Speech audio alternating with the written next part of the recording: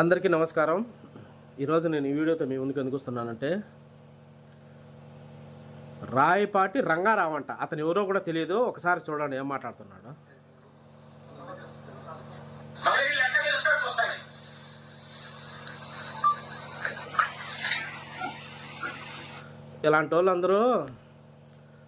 ఇలాంటి వాళ్ళు కూడా లోకేష్ బాబుకు తెలుగుదేశం పార్టీకి సవాలు విసురుతున్నారు. ఇతను ఎవరో కూడా తెలియదు. మాకు ఇంతవరకు మేము చూడనేలా ఇతన్ని. రాయపాటి రంగారావు అంట. నీతో ఏమవుతుంది? నీతో బొచ్చు కూడా కాదు. మంగళగిరిలో కాదు కదా, నువ్వు యాగిరిలో పెట్టుకున్నా కూడా నీలాంటి వాళ్ళతో బొచ్చు కూడా కాదు. ఏంది నువ్వేదో కొంతమంది వేసే మీలాంటి వాళ్ళు కొంతమంది తెలుగుదేశం పార్టీలో పోయేది చాలా మంచి పని.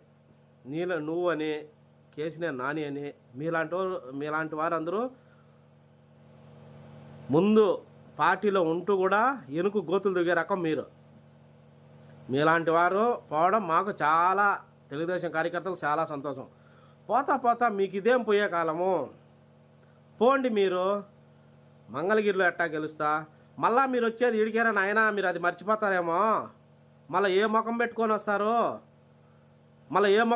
వస్తారు మీరు? పోయేటోళ్ళు సైలెంట్గా పోండి మీ స్వార్థాల కోసం. అంతేగిని మీరు పోతా మా నాయకులను కానీ కార్యకర్తలు కానీ కించపరిచే విధంగా మీరు మాట్లాడి సవాళ్ళు విసిరి ఇట్లాంటివన్నీ చేస్తారు. మళ్ళీ మగం తలకాయ ఆడబెట్టుకోవాలని కూడా మీకే తెలియదు. అది అంత చూసుకొని మాట్లాడి పోయేటోళ్ళు పోండి. మంగళగిరిలో ఎట్టా గెలుస్తా?